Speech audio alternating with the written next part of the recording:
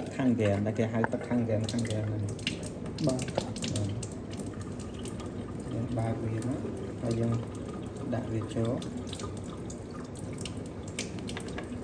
ចឹងអានេះទឹកក្រូចអានេះទឹកសុទ្ធអានេះទឹកម៉ាស៊ីនរបស់យើងណារ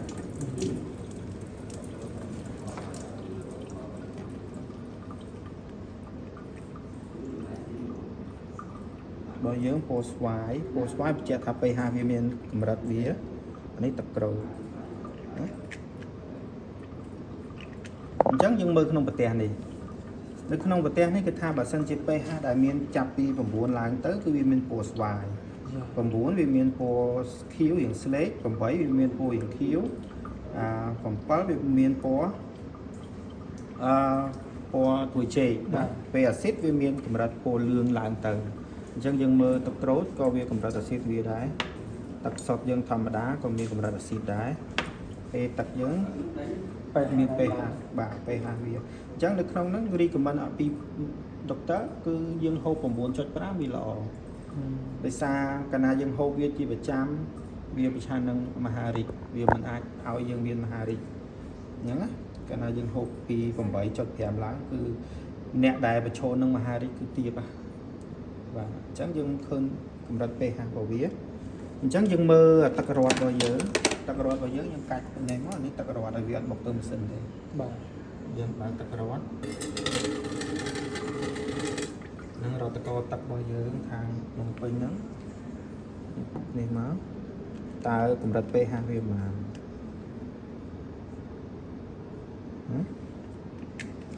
កម្រិត pH វាគឺ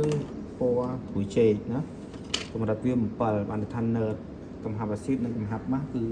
ស្មើគ្នាបាទអញ្ចឹងយើងអានេះបាសណាហើយដល់ទឹកអាកាឡាវាមាន pH ខ្ពស់គឺតាមហ្នឹងអាហ្នឹងចំណុចមួយដែលគេហៅថាទឹកអាកាឡាដោយសារវាមាន pH ខ្ពស់អញ្ចឹងផលិតម៉ាស៊ីនយើងអាចផលិតបាន pH តាំងពី 2.5 រហូតដល់ 11.5 មក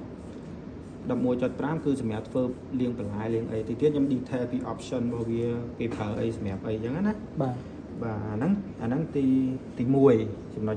លក្ខណៈសម្បត្តិរបស់វាអញ្ចឹងលក្ខណៈពិសេសរបស់វាកាលណាយើងប្រើទឹកខាងហ្គេមដូចអានេះអាស៊ីតអញ្ចឹងណាកាលណាបងមានអាស៊ីត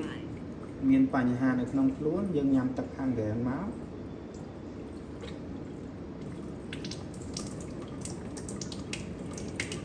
ដាក់ទឹកខាងហ្គេមមកវាបាទវាបង្កឲ្យយើងបានជាអាកាឡាំងវិញណាបាទប៉ុន្តែយើងមើលអាស៊ីតក្នុងទឹកក្រូចតើវាកម្រិតខ្លាំងប៉ុណ្ណាអត់ឡើងទេបាទដោយសារកម្រិតអាស៊ីតក្នុងទឹកក្រូចខ្លាំងមែនទេអញ្ចឹងយើងឃើញចំណុចយើងពិសោធន៍ឃើញអញ្ចឹងហើយតើយើងគួរតែយកវាជាប្រចាំអត់ពេលយើងហូបពេលតែអស់កម្លាំងមកយូរម្កាម្ដងនេះបានណាតែយើងហូបជាប្រចាំអត់បានទេប៉ុន្តែបើសិនជាទឹកដែលមានសារធាតុអាស៊ីតខ្លាំងគឺទឹកខាងហ្គេមយើងអាចជួយបានណា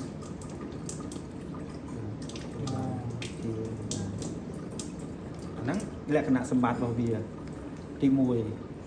អញ្ចឹងទី2ខ្ញុំថាមិនថាវាប្រឆាំងនឹងអុកស៊ីតកម្មបានវាដកជាតិពុលបានពីរាងកាយរបស់យើងឥឡូវយើងតេស្តមើលតើវាដកបានអត់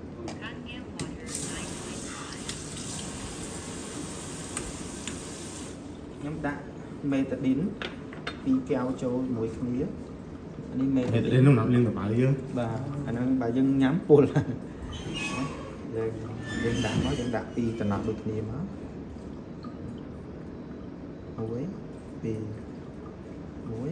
2អញ្ចឹងយើងថាទឹកធម្មតាវាដកជាតិពុលបានអត់អញ្ចឹងយើងចង់ដឹង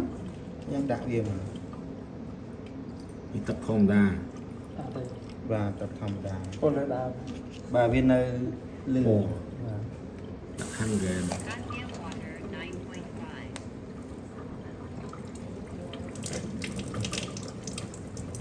ហើយម៉ាស៊ីនជួនកាលយើងកំបើកលឿនពេកបើកក្រមុំហើយវាកម្លាំងទឹកបានល្អដាក់មកនេះសុំស្វាយបាទអញ្ចឹងទឹកយើងដកជាតិពុលបានថាចេះរោគអុកស៊ីតកម្មនោះបានន័យថាចេះឧទាហរណ៍តែយើងចិត្តពមួយយើងប្រៀបធៀបកុំតាន់ប្រៀបធៀបរាងកាយយើងប្រៀបធៀប เปรียบเทียบที่ปลายเชิญสัน บ่า và sân thì dân chặt po mùi dân tục mà bọc bị khmai này này tục du mà máu pi máu bị chặt đàn spot spone dân tục mà ngày tới pi ngay bị chặt la bản đuôi บ่า anh đang hay việc oxytocin chẳng mà nước dân chẳng chúng cá bạ già cá trung bình luôn dương cá cực chởn cá thua cá chởn cá hộp là bò hạt ban trầm trơ trong vì miền chiết pol chởn trong cái này dân miền chiết pol chởn dân nhằm tập khang kén tới cái cắt độ đường hay khang tập khang kén nhằm được quay pu thực tế can là lò và thực tiết nhưng mình theo xây việt chắc u thọ tại dân miền chiết pol là trong luôn này บ่า anh này ចាតាក់នេះហៅកាត់ anh ấy hả បាទ anh ấy dương ở thon đang ở bên đáy còn tha biết độ chiết pol bàn bên đáy dương ở đi của mình ở đây hộp thì តើថាគេតេះឲ្យ nè សំខាន់វាជាតិពុល ចឹង ព្រោះឯងវានៅតែមានកម្រិតហ្នឹង ខ្ញុំសួរសារទៅផ្នែកទៅយកអាចក្មេងអីណាមួយក៏អាចដែរប៉ុណ្ណឹង បាទ អញ្ចឹងបើយើងមានទឹកកាន់កានអាចជួយសង្គ្រោះគាត់បាន បាទឥឡូវឧទាហរណ៍ថាយើងឈឺណា បាទ ឧទាហរណ៍ថាយើងឈឺយើងផ្ដាសាយដោយសារយើងមានជាតិពុលនៅក្នុងខ្លួន បាទ អញ្ចឹងយើងទៅពេទ្យឲ្យវីតាមីន C លេទៅឬក៏ឆុងឬក៏អាម្សៅកូរទឹកញ៉ាំឲ្យដើម្បីយើងមានកម្លាំងមកវិញអញ្ចឹងឧទាហរណ៍នេះជាតិពុលរាងកាយយើងចុះ បាទ រាងកាយយើងមានជាតិពុលយើងដាក់វីតាមីន C មកគ្រប់ចូល នេះវីតាមីន C កូ កាត់ ចូលមិនសូស្លាយ កាត់ដូចម៉ាស៊ីនទឹកយើងអត់អញ្ចឹងសួរថាយើងញ៉ាំវីតាមីន C យើងញ៉ាំវីតាមីន C គឺញ៉ាំទឹកយើង អូ ឃើញទេ អានេះសួរញ៉ាំទឹកញ៉ាំ បាទនេះវីតាមីន C វីតាមីន C មួយខែអស់ ហ្នឹងហើយ មួយខែអស់មួយកញ្ចប់ធំ បាទហើយបើយើងមានទឹកខាងហ្គ្រែនញ៉ាំចំនួនវីតាមីន C មិនល្អផ្លាក់បន្លែមកកញ្ច្រែងណាមកកញ្ច្រែងធំញ៉ាំអស់មកកញ្ច្រែងហ្នឹងស្មើទឹកខាងហ្គ្រែនមួយកែវណាហើយបើយើងញ៉ាំអានេះល្អជាងបន្លែប៉ុន្តែមិនមែនថាទៅញ៉ាំឲ្យភ្លេចចោលបន្លែយើងត្រូវញ៉ាំទេដើម្បីវាសម្រួលប្រព័ន្ធរំលាយអាហារដែរអញ្ចឹងណា បាទ ហ្នឹងហើយអញ្ចឹងរបស់យើងវាចំណុចលក្ខណៈសម្បត្តិរបស់វាទី2គឺវាប្រឆាំងនឹងជាតិពុលបានវារងនឹងអូស៊ីតកម្ម បាទ ហើយទី3មកខ្ញុំនិយាយថាម៉ូលេគុលវាទូម៉ូលេគុលទូយើងអត់ពិបាកទេមើលទៅម៉ូលេគុលទូយើងមើលលើការឆុងតែបើសិនជាទឹកនឹងវាមានគ្រាប់អាតូមទូបណ្ដុំម៉ូលេគុលទូបណ្ដុំអាតូមទូគឺវាជ្រាបលឿនជាងទឹកធម្មតា បាទ អញ្ចឹងឥឡូវខ្ញុំដាក់តែអានេះតែយើងខ្ញុំខ្ជិលដាក់ថង់វាធំពេកខ្ញុំឆ្នៃដាក់កំប៉ុង នេះ ទេបងសក់គ្រប់ដែរ បាទអូយើងខាងហ្នឹងឯងតើរៀបចំ ឥឡូវអត់ បាទយើងដាក់ខ្ញុំធ្វើមកគាត់លួចលំបានមកសិនមកព្រោះ ឈ្ងុយ បាទឥឡូវយើងដាក់ទឹកសុទ្ធធម្មតាមុនចុះ គឺទឹកតើមានធីមមួយគ្នាបានលឿន ឃើញទេអត់មានបំលែងអីសោះនៅសតដែរ បាទ ឃើញទេអត់ន័យថាគ្រាប់ទឹកវាធំអញ្ចឹងវាជ្រាបទៅតែយឺតមែនតើ អូ បាទអញ្ចឹងដើម្បីឲ្យឆុងលឿនគេធ្វើមិនគេយកទៅដាំបំបីអាតូមមែនទេកម្ដៅ40 100អង្សាទៅវាបំបីអាតូមទៅទូអញ្ចឹងឆុងចេញប៉ុន្តែទឹកយើងវាមានអាតូមទូស្រាប់ Hotgam water 9.5.